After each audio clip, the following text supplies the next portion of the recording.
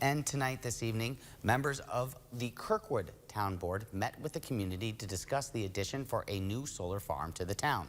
The solar farm would be located at the Bartleston Farm in Kirkwood and would be built by the family to help sustain their farm. Patty Bartleston, a member of the family who owns the Bartleston Farm, spoke at the meeting about how it should be their decision to build the farm, not the choice of the taxpayers or the town board. The decision to do or not to do the leasing of this property should be our decision as long as the project complies with all rules, regulations, and laws, not the decision of the board or Kirkwood taxpayers. Thank you.